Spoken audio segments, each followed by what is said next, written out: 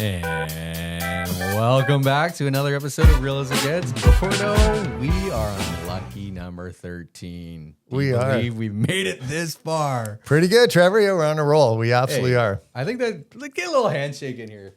We're killing it, buddy. Good job. Yeah, we're being consistent. Yeah, good consistency. I think the feedback's been really positive, and we just talked about before going on the air here, whatever, on the recording. Yeah, we want to keep it going live. Yeah, we want to keep it going. Got some great ideas for some episodes coming up, and it's been fun. What are we doing today?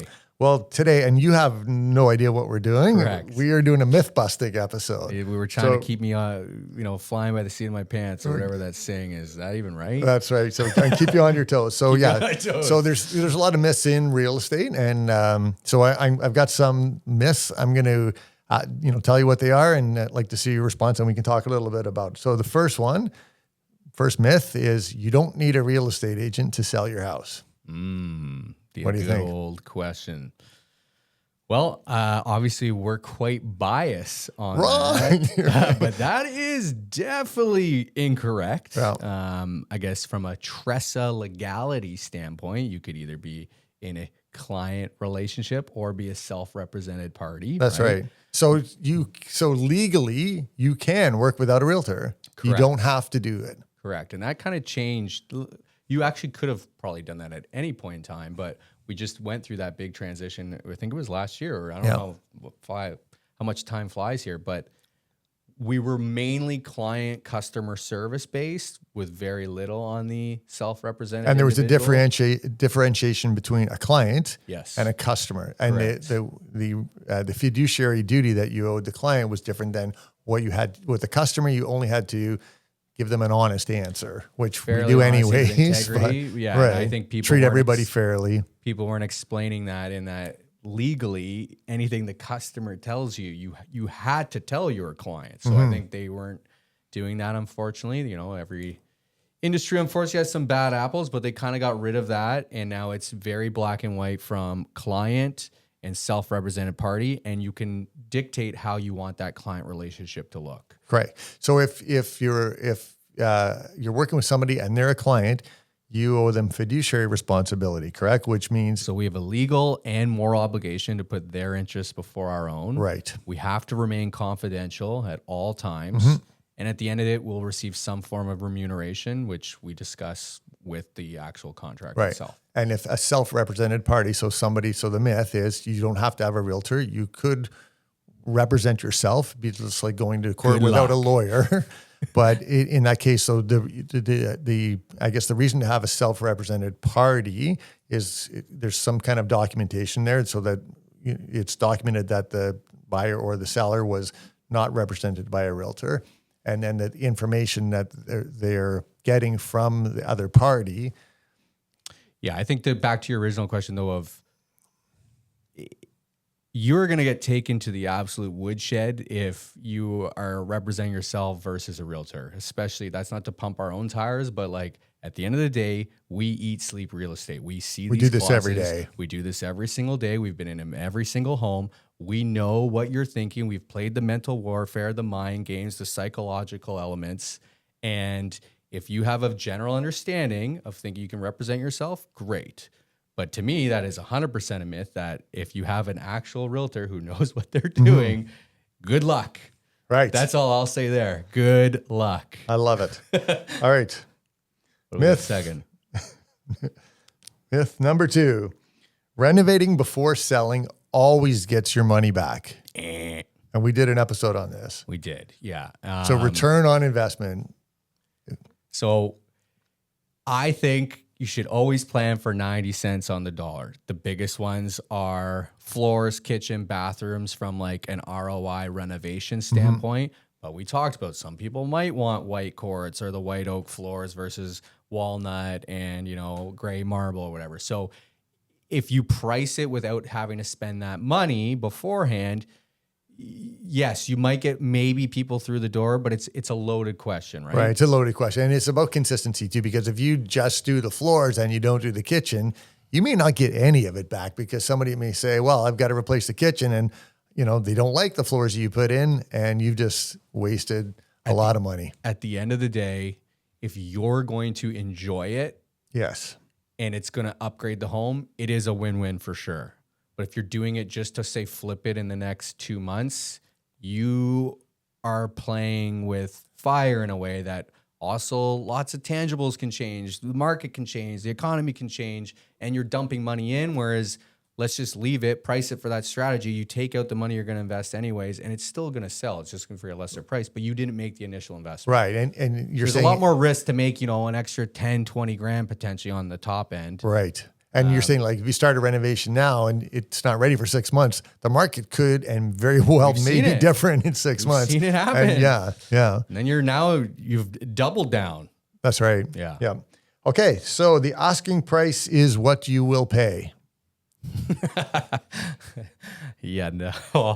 And that's a fun question with what's happening in today's market. That's right. Now. Well, we were just talking to a realtor, but just before we got on here, he said like everybody was coming in with low offers. Everyone is just, especially the condos. Yeah. But I feel like the buyer today wants a deal, or they want to feel like they got a deal. Right. And the stuff that is priced right, like we've talked about endlessly, and people are gonna be like, you keep repeating yourselves, but it is the honest truth, is moving and sometimes going over asking. But the stuff that is hanging on to those 2022, 2023 even numbers, you are sitting, you are waiting, it is collecting dust on the market, and no, you are not always going to pay. I bet you if you averaged it over the last like 30 something years of like what actually just went for asking and what either went under or over, the under over would outpace the asking all day, I would think. Right. What do you think? I think like historically it was around 97%, right? Of asking price. There you go. Is what you kind of expect to pay. Yeah. But to your point, it depends how it's priced. I mean, like we talked about the one in the last episode was priced at $899, sold for $150, right? Yeah. And 97% of asking could be you were at 1.3, but then you went 1.2, and then you went 1.1, and then you went to $1 million, and then you got 97% of $1 million. Well, right? And the agent we were just talking to, his was a condo, and it was on the market for 5 months, and he said, "Well, I keep getting low offers." Well, if it's been on the market 5 months, that's probably what's going to happen. Nobody's going to pay asking price unless the market has caught up to the price that you started out with initially. Yeah. Right. Maybe exactly to your point too of maybe it wasn't just people lowballing. Maybe just your price was wrong the whole time. Sorry, we talked about that before. So, maybe it's not a lowball. That's actually what the market's willing to pay. So right? I don't think we have any myth busts yet, right? We have myth busts. I believe in it. Would that be correct? Myth busting is you disprove the myth. Correct. Right. So spring is always the best time to sell a home.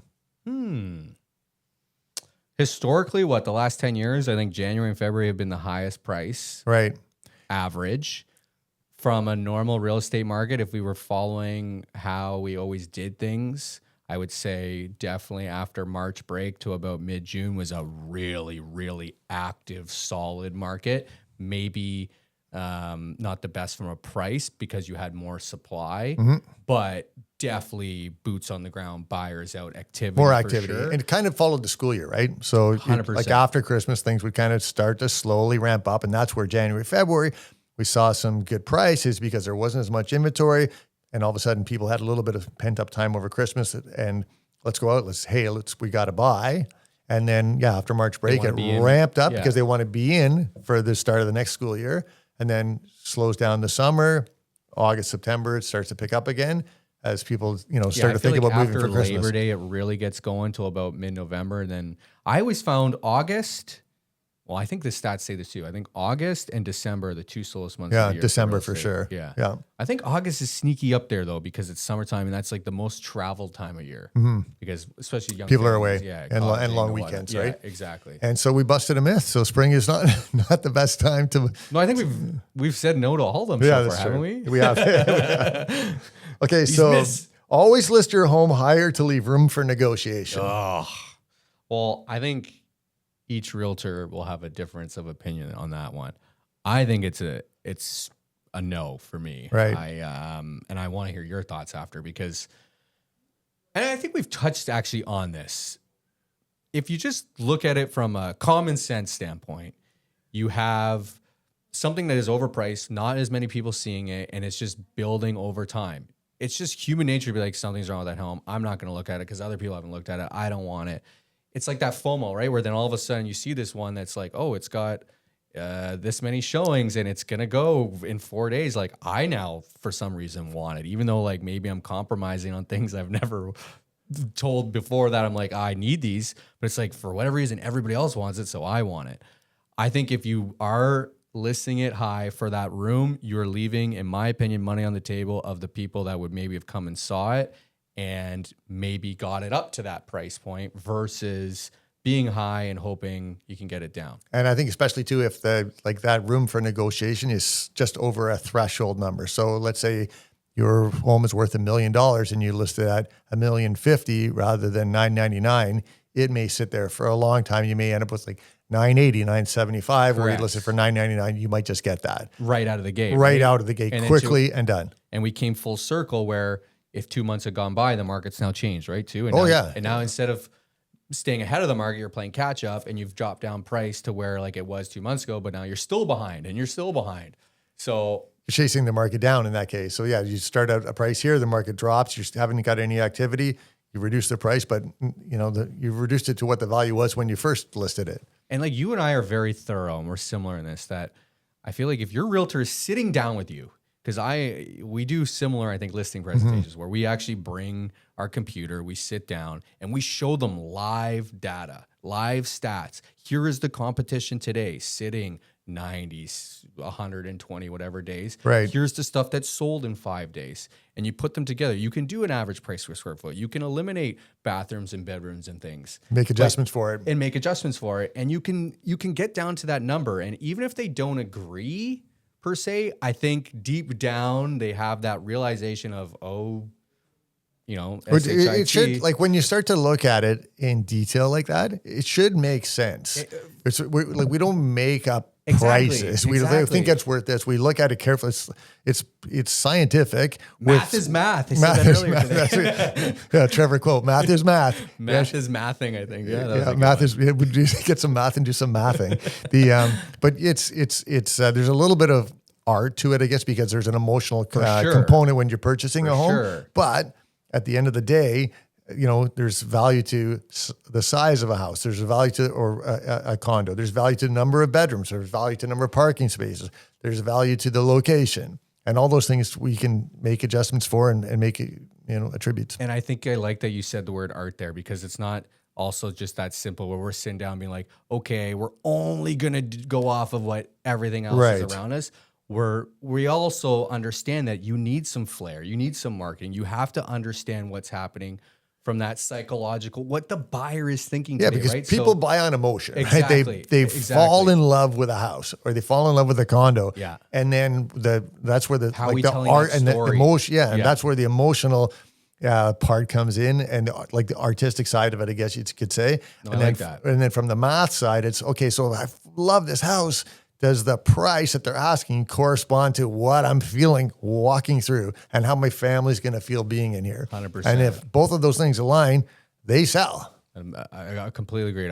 We usually go on tangents. I think that was a good tangent. I like that one. All right, good tangent. All right, so the next one, all real estate markets are the same.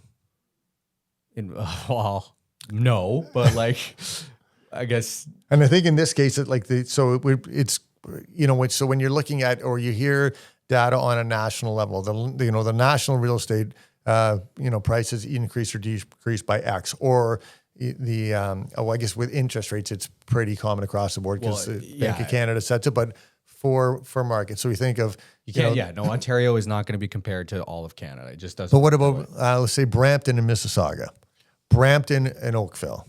Yeah, totally different worlds, in my opinion. Totally different markets, different clientele. Different clientele, different Oakville products. and Burlington are even different. And they're neighbors, right? And you would think they're almost bunched together, but again, totally different. So yeah, I think you have, especially even in, let's use Toronto as an example, right? You hear Toronto, and then you have the GTA. Right. But Toronto in itself has all these little micro communities that are all different. So what is selling in High Park? The Junction. Versus even in Leslieville. Now, they're both very good on the west and the east end, but the pricing is still different, right? And part of that's commute and you know, where people are working. yeah, and that's so much of it changed with COVID too. Like all of a sudden working from home, it wasn't as important to be. remember, you know, everyone like, moved out. Yeah, everyone, but And you now didn't have to be on coming- a subway line, or you didn't have to Yeah. be, you know, walking distance to wherever. And that's changed again. You're being told to come back to the office, or even if you're not being told, I'm noticing people are like, I'm getting a little stir crazy just being at home. I need to see Right. people, right? And I think they're having that. Okay, maybe we're not moving per se, but coming back downtown or back into the office, engaging with people. So yeah, to answer that, one, it's an extremely loaded question that we could It probably is. do a whole episode on of actually the different markets and how it swings. But yeah, no, like if you looked at Canada to Ontario, totally different. If you looked at Oakville to Brampton, totally different. If you looked at mini markets in Toronto to sum Right. this all up, totally different. And when I'm sure you say the same thing, when we sit down and we look at what's kind of selling as a whole, I always say, because right now they're like the GTA, we're roughly down 20-ish% since peak. But Oakville pocket and High Park pocket might actually be, 12% down, right?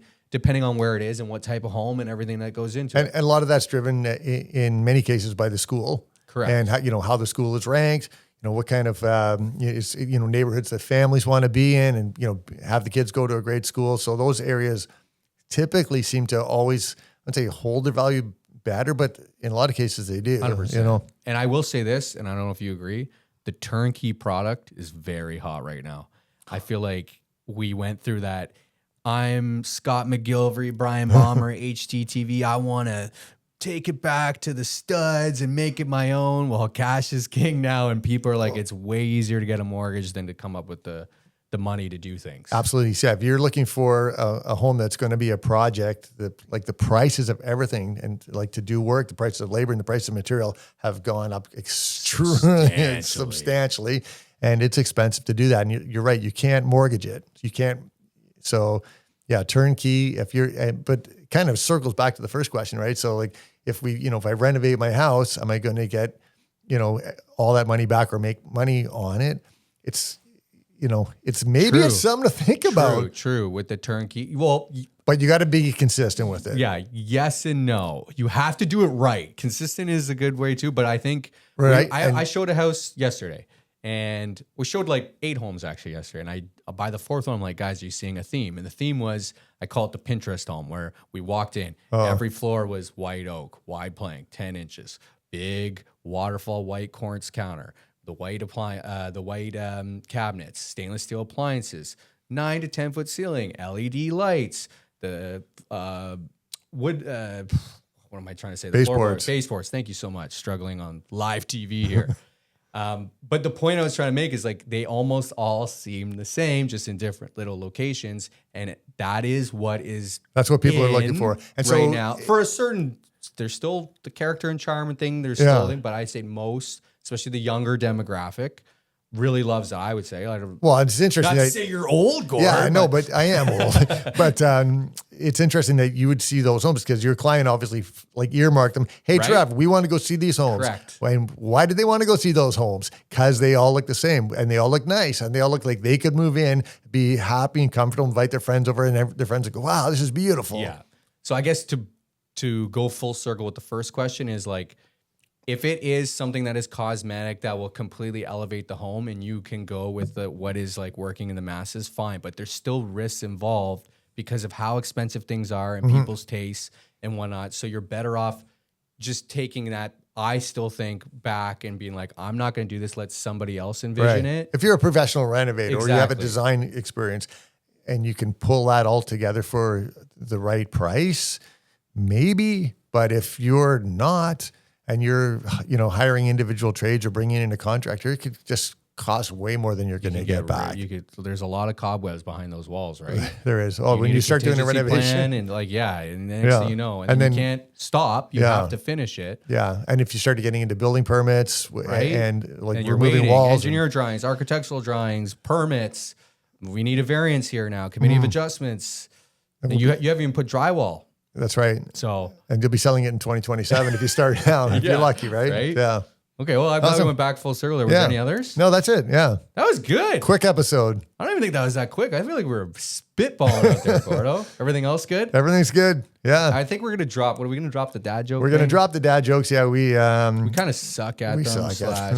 Yeah. Nobody laughs at them anyways. I don't know. I'm just going to tell more at home. That's all I'm going to do. Yeah, I'm just going to keep my inappropriate ones at home. All right, Gordo. Good job, Trev. Lucky number 13. There we go.